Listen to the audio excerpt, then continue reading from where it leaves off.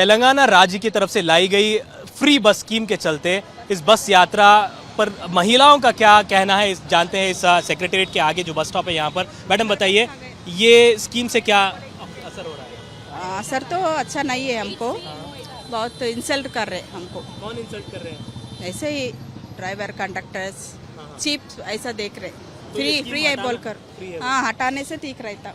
Madam आप बताइए, आपका नाम क्या है? बताइए आपका नाम बताइए। मेरा नाम डलीना है। जी, तो ये फ्री बस स्कीम जो लाई गई है, क्या ये फायदेमंद है? फ़ायदेमंद जिसको ज़रूरी है, जो नॉर्मली ट्रैवल करते हैं, specially for people who basically working, for them it is difficult because everybody is getting into the bus. पहले जो था हम लोग पेमेंट करके तो लेने में इज्जत थी, अभी वैसा नहीं है।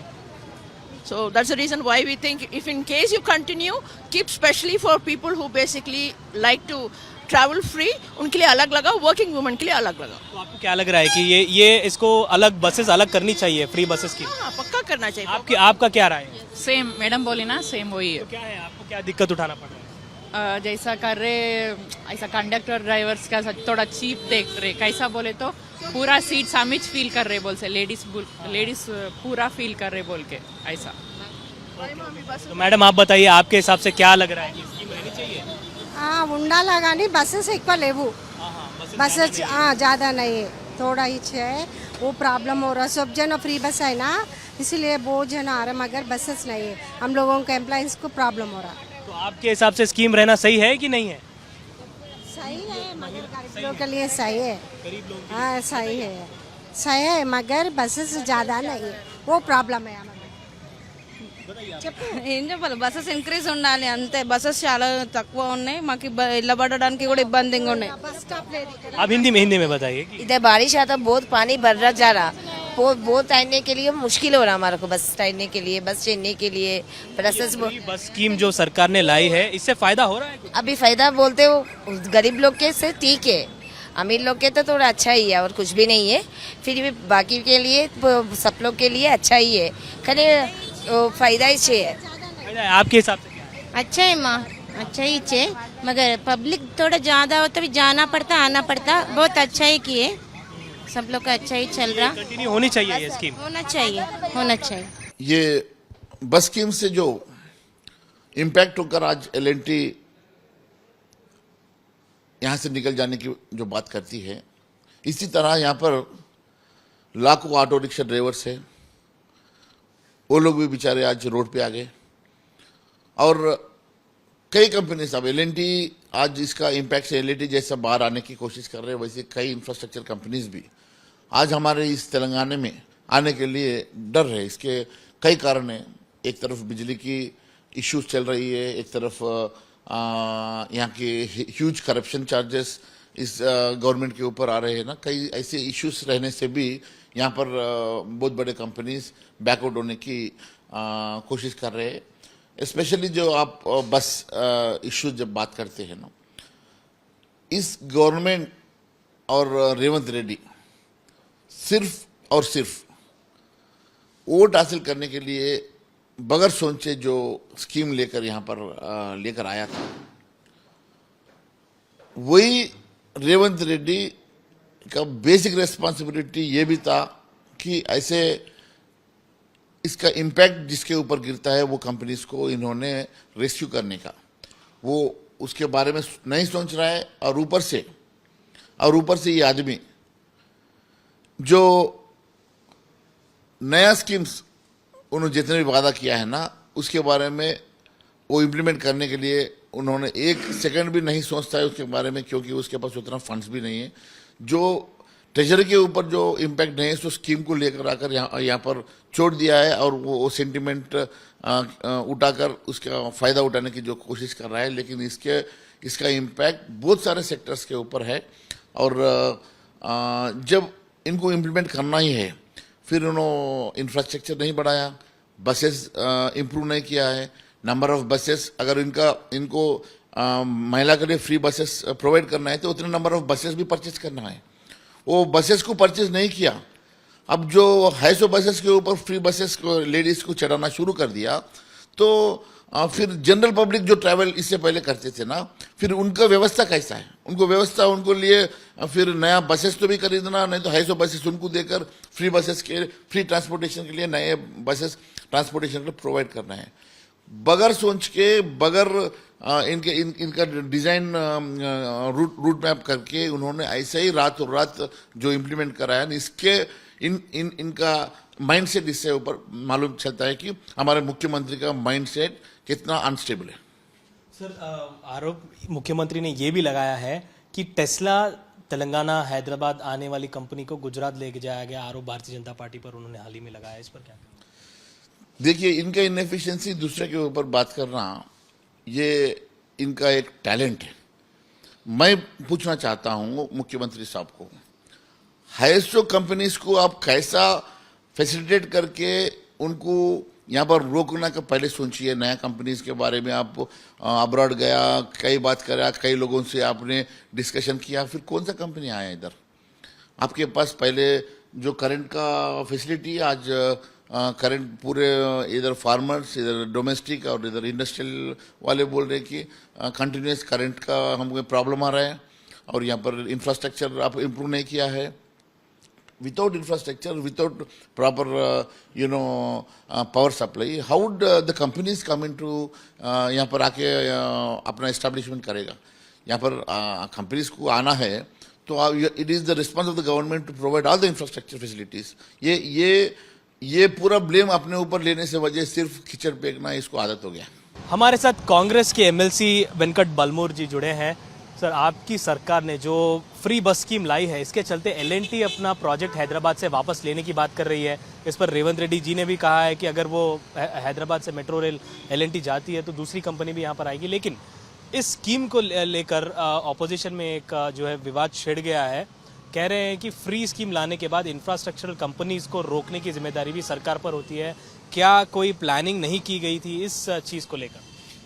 ऑल ऑफ ए सडन ये स्कीम जो लाया गया था, ये महिलाओं के आगे लेके आने के लिए, वो तो उनको जो फ्रीडम है घूमने की, because they are not financially, सभी महिलाओं को क्या प्रॉब्लम रहती है, उनके बेनिफिट के लिए, कॉमन सभी वुमेन को एम्पावर करने के लिए स्कीम लाया गया था।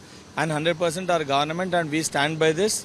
और जो भी कंपनीज अगर जा रहे तो दूसरे कंपनीज भी आएंगे एंड उसके लिए जिस तरीके से सब्सिडाइज करना, जिस तरीके से ये कंपनीज को रोकना, that we will look into it.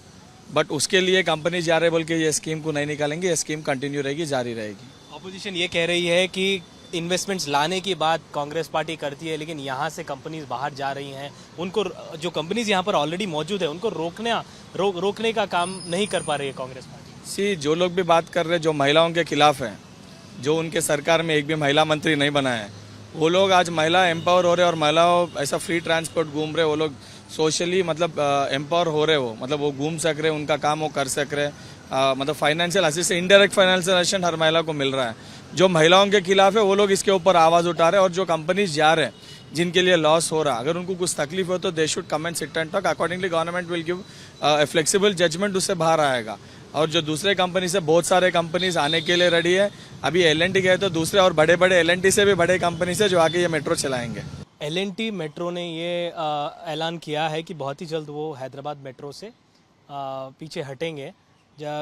उसकी वजह यह है कि कांग्रेस का सरकार की तरफ से जो महालक्ष्मी स्कीम लाया गया है, फ्री बस यात्रा, इसके चलते उनके पास जो लोगों का वो है ट्रैवल है वो कम हो गया है, महिलाओं का खास करके, तो इसकी वजह से वो पीछे हट रहे हैं। तो इस पर क्या कहेंगे? देखिए, हमने मुख्यमंत्री जी रेवंत रेड्डी जी का बयान सुना है कि अगर एलएनटी जाना चाहती है, छोड़ना चाहती है तो जा सकती है।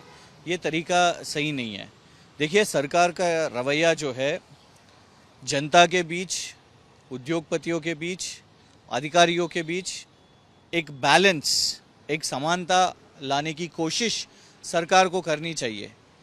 कोई एक तरफ भी ज़्यादा पलटेंगे तो जो संतुलितता है उससे सरकार नहीं चला सकेंगे, राष्ट्र को नहीं चला सकेंगे। देखिए, केसीआर जी ने बहुत सारे स्कीम्स लाए, पर उसी साथ साथ उन्होंने जिस तरह से देखिए लोकल के लोगों को आरक्षण देते हुए, उन्होंने जो उद्योगपति थे उनको भी इस पॉलिसीज़ को, चाहे वो टीएसआई पास रहने दीजिए या जो पॉलिसीज़ हम लोग सरकार ला रहे हैं उनको, ये उद्योगपतियों को भी स्वीकार करना चाहिए। जब स्वीकार नहीं करेंगे तब इस तरह से एक तनाव पैदा होगा। नुकसान किसका होगा? नुकसान राष्ट्र का होगा। आज अगर आप देश के अव्वल स्थान पे जो उद्योगपति है उनके इन्वेस्टमेंट्स को अगर यहाँ नकारेंगे, आपने ऑलरेडी बहुत सारे आज यहाँ पे कांग्रेस सरकार आने के बाद ये 3-4 महीनों में ही यहाँ से इंडस्ट्रीज जा रहे, यहाँ से इन्वेस्टमेंट्स जा रहे। यहाँ पे फार्मूला 1 का रेस होने वाला था, यहीं पे इसी जहाँ पे हम खड़े हुए हैं यहाँ पे फार्मूला 1 का रेस होने वाला था, पर वो सरकार की कारण वो पीछे चले गया। हमने देखा कि जो इंस्टीट्यूशंस, जो इन्वेस्टमेंट्स यहाँ पे अनाउंस भी हुए थे, प्रकट भी किया गया था, जो MOUs भी साइन किए गए थे, वो भी पीछे गए। अभी आप L&T को भी आप एक ईगोइस्टिक स्टेटमेंट देकर देखिए, अगर उससे कोई नुकसान हो रहा है, जो बस स्कीम से नुकसान हो रहा है, तो आप कुछ और आलोचना करिए, आपके अधिकारियों के साथ बैठिए, जो इंडस्ट्रीज के मिनिस्टर है या जो IAS ब्यूरोक्रेट्स हैं उन सबके साथ बैठिए या कैबिनेट के साथ बैठिए।